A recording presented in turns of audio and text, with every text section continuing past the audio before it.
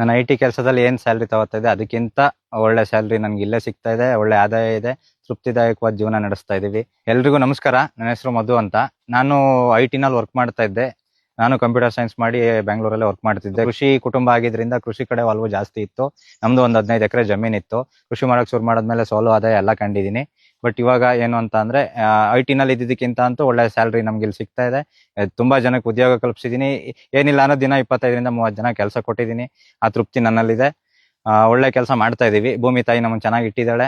ಭೂಮಿ ಆರೋಗ್ಯನೂ ನಾವು ಕಾಪಾಡಬೇಕು. ನಮ್ಮ ಆರೋಗ್ಯನೂ ಭೂಮಿ ತಾಯಿ ಚೆನ್ನಾಗಿ ಇಟ್ಟಿದ್ದಾಳೆ. ಈ ಕೃಷಿ ಮಾಡ್ಕೊಂಡು ನಮ್ಮ ಅಪ್ಪ ಅಮ್ಮನ ಜೊತೆ ಊರಿನಲ್ಲೇ ಆರಾಮಾಗಿದ್ದೀವಿ. 365 ಡೇಸ್ ಕೂಡ ಆಕ್ಟಿವ್ ರೈತ ನಾನು. ಹೇಳ್ಬೇಕು ಅಂತ ಅಂದ್ರೆ ಪ್ರತಿ ದಿನಾನು ನನ್ನ ತರಕಾರಿ ಇದ್ದೇ ಇರುತ್ತೆ. ಒಂದು ಟೊಮೊಟೊ ಆಗಿರ್ಬೋದು, ಬೀನ್ಸ್ ಆಗಿರ್ಬೋದು, ಕೊಕುಂಬರ್ ಆಗಿರ್ಬೋದು, ಕ್ಯಾಪ್ಸಿಕಮ್ ಆಗಿರ್ಬೋದು. ಪ್ರತಿದಿನ ಒಂದು 25-30 ಜನಕ್ಕಂತೂ ಕೆಲಸ ಇದ್ದೇ ಇರುತ್ತೆ ನಮ್ಮಲ್ಲಿ. ಪ್ರತಿದಿನ ಎಂಪ್ಲಾಯ್ಮೆಂಟ್ ಕ್ರಿಯೇಟ್ ಮಾಡ್ತಾ ಇದೀವಿ. ತುಂಬಾ ಕೆಲಸಗಳು ಜನಗಳಿಗೆ ಸಿಗ್ತಾ ಇದೆ ನಮ್ಮಿಂದ. ನಮ್ಮಂತ ವಿದ್ಯಾವಂತರು ಕೃಷಿಗೆ ಬಂದ ಮೇಲೆ ಕೆಮಿಕಲ್ನ ತುಂಬಾ ಕಡಿಮೆ ಮಾಡಿ ಸಾವಯವನ ತುಂಬಾ ಜಾಸ್ತಿ ಮಾಡಿ ತುಂಬಾ ಸೈಂಟಿಫಿಕ್ ಆಗಿ ಕೃಷಿ ಮಾಡಬೇಕು. ಹಂಗಿದ್ರೇನೆ ಇಲ್ಲಿ ಜೀವನ ಮಾಡಕ್ ಸಾಧ್ಯ. ಭೂಮಿನೂ ಚೆನ್ನಾಗಿರುತ್ತೆ, ನಮ್ಮ ಆರೋಗ್ಯನೂ ಚೆನ್ನಾಗಿರುತ್ತೆ. ಜೊತೆಗೆ ನಾವು ಬೆಳೆದ್ ಕೊಡೋ ತರಕಾರಿ ತಿಂದು ಜನಗಳ ಆರೋಗ್ಯನೂ ತುಂಬಾ ಚೆನ್ನಾಗಿರುತ್ತೆ.